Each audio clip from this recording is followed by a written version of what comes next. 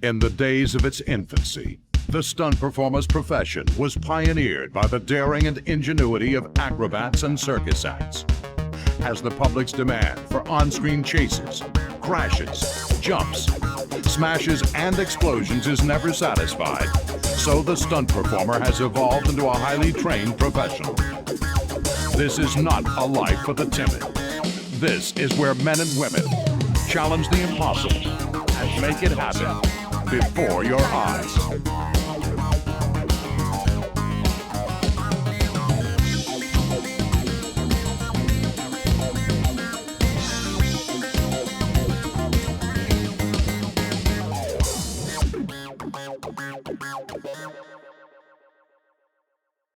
Last week, I talked about the Bourne Stunt-Tacular, which is currently my favorite operating stunt show. However, I live on the West Coast and not on the East Coast. So, what's my favorite stunt show on this coast?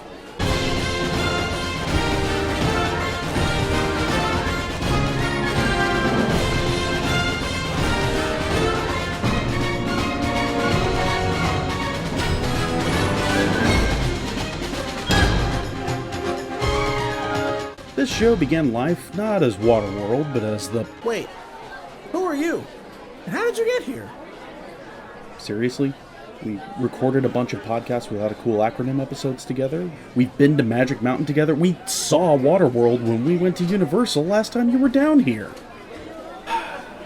Never forget a face. Smartass. Well, for those in need of an introduction, greetings, citizens. My name is D. Gill. You probably know me from the podcast without a cool acronym, my spicy film takes on Twitter, or if you're really awesome, you've seen my gaming clip show, D-Gaming, on my channel.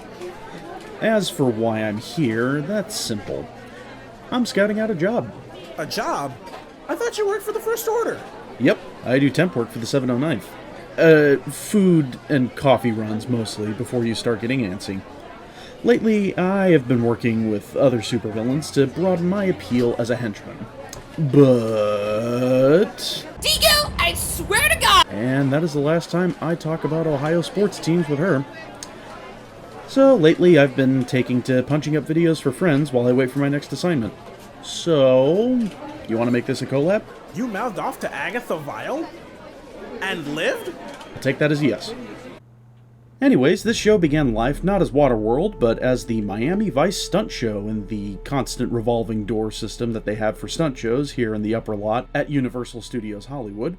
But much to the dismay of Colt Seavers himself, Universal decided that it had to go. Wait, no, don't tell him that. Now he's gonna...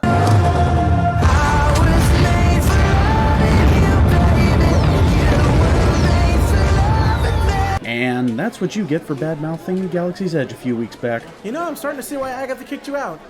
So, Universal decided to create a new stunt show based off the upcoming, sure-to-be box office smash, Waterworld. And clearly, the team at Universal Creative hadn't been watching the dailies for it because Waterworld, as a movie, sucks. Of course, it's not completely devoid of merit. The initial idea of a flooded world relying on boats, seaplanes, and metal atolls is pretty cool. The score is next level excellent thanks to the always wonderful work of composer James Newton Howard, punctuated by reed whistles, pounding drums, and soaring brass. Really good stuff. The actors are good for the most part, especially the late great Dennis Hopper playing the delightfully nasty role of the Deacon. We'll get to him later. Unfortunately, the movie kind of falls apart under the weight of a crushing lack of energy, stop-and-start pacing, and a lethargic lead performance from Costner that would kind of color his acting reputation going forward. What should have been a straightforward and fun adventure is instead just a dreary, unexciting, and cliched slog peppered with unintentionally hysterical moments.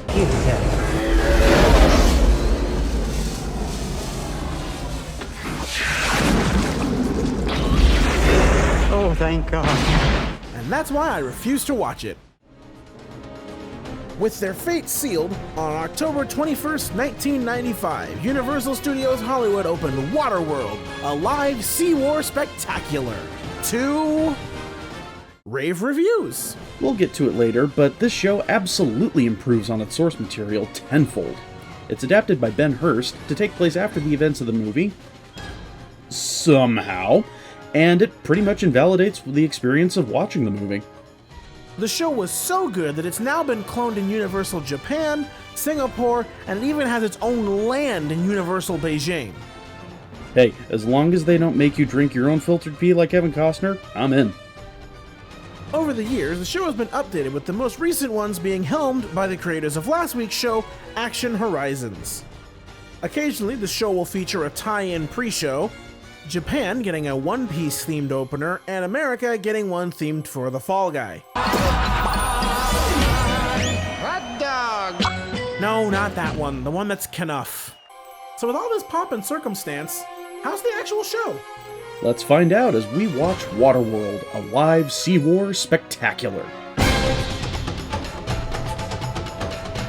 Located right by the entrance of the park, guests enter the main arena as 3 cast members welcome you to the atoll. 3 different atollers make it very clear that if you sit in a green seat, you will end up soaked. And just how do they demonstrate this, you may ask? YOLO. After that fun bit of pre-show, a bit of narration comes on, giving us backstory and context to the show we're about to witness. Funny thing, this narration sets up and explains the plot of the movie Waterworld in about 45 seconds, better than the actual movie does in just over 2 hours. Helen arrives at the atoll and greets one of the atollers from the pre-show, warning that the smokers, extraordinary henchmen of the Deacon, are on the way over. It's all hands on deck as the atoll gets attacked from above by an unseen seaplane. Some smokers ride in, attempting to attack before he arrives. It's the Deacon! What is wrong with you? That guy sucks! Morally, yeah. But in case you haven't noticed, I need a job here. The Deacon makes a few jokes before attempting to rally the audience in his favor. When he's booed, Speak for yourself. while most people boo him, he has one of our pre-show friends knocked out before explaining that he's in search of dry land to develop it for his own narcissistic goals. So, are you accepting job applications? I have my resume handy. Not right now! He kills our pre-show friend before the Mariner shows up to rescue Helen. Yay! As he rides around the arena, soaking the audience, the smokers try and stop him as the fight goes up and above the audience.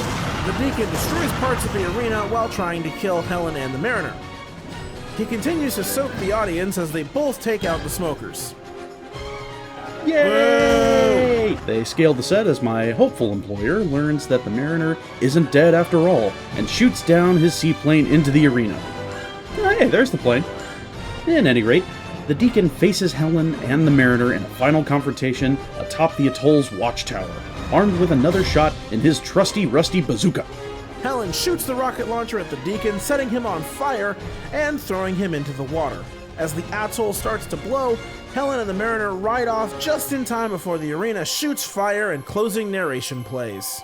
Well, damn it, now I gotta find a new place to apply for.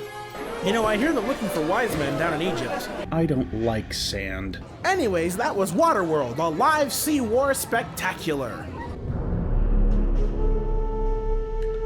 This show is genuinely fantastic and one of the best things Universal has ever created. Not only is it an amazingly fun 20-minute adventure, but the stunts are awesome, the plot is easy to follow, and you don't have to have seen the movie to enjoy it. Which is good because the movie is awful. I gotta give the show props for having the balls to introduce 3 crowd interaction characters only to kill them off during the show. It really adds some stakes to the show and provides some good shock value. There's a few shortcomings, but not too many. It is odd that the arena quote-unquote explodes at the end, but obviously they can't do that, so it just sits there and has some fireworks go off of it. Also, the lack of a queue is a bit disappointing as well. This is slightly remedied in the Beijing version of the show, but that's really just because it has a land that acts as the queue. Other than that, I really don't have much negative to say about this show. The only reason it's not my favorite is because the subject matter isn't as interesting to me as Bourne or Lights Motors Action. Back when I had my Universal Pass, I would always make a stop to the atoll to watch the Waterworld stunt show whenever I went. Even though I know how it goes, how it ends, and all that jazz, the sense of energy and fun kept me coming back again and again. Undeniably, the strength of the show lies with the actors. They really bring the arena to life with their presence and skills riling up the audience comparable to that of professional wrestling almost. The main actor that steals the show is, without a doubt, the Deacon. Shocker, I know. And I mean, questionable treatment of his henchmen aside, does anyone really not have body armor here? Anyway, living up to Dennis Hopper isn't exactly easy. But by gum, the actors that they have playing him pull off the role with the slick and delightfully hateable panache of a TV preacher, rhyming with the obvious religious tones of the source material's Deacon. This show cares about the actors so much the Deacon comes back on stage after the show is over to give everyone a curtain call, complete with the other works the actors have been in recently. Granted, the show isn't exactly perfect. The main drawback being the fumes and smoke from the explosions feel right at home coming out of Autopia. Pray for a windy day when you do go, just in case the smoke lingers around, cause it is not exactly pleasant. The outer queue, while setting the mood nicely with rusted metal sheets, wooden beams, and worn nets, unfortunately have a bit of a misstep, namely in the printed pictures of the totes real view of the endless seas of Waterworld. Something to also consider is that the water you get splashed with is indeed not heated. Now, on a hot day, this is not that much of a problem, and a much-needed relief from the relentless California sun. But during the off-season, not so much. I went once in February to test the idea that they would heat the massive lagoon of water during the cold season. Not only was I proven very, very wrong, the hoodie I used to shield myself was blasted off by the force of the jet skis going by. This show does not mess around. But with those slight trade-offs to keep in mind, this show is a must-do for newcomers and pass holders alike. Yeah, this show is definitive proof that you can make any source material into a good attraction. So what's the excuse for Fast and Furious exactly? Hey, I love that. Well, no. I like that. No. I don't hate that ride. Yeah, well, now that I can't find work for the Deacon, I'm gonna head out and find work for other villains. Hopefully there are some nearby. So, see you around, Ice Pick. That's not my name and you know it. Anyways, join me next week for the final installment of Stunt-Tember, and until then, don't drink your pee.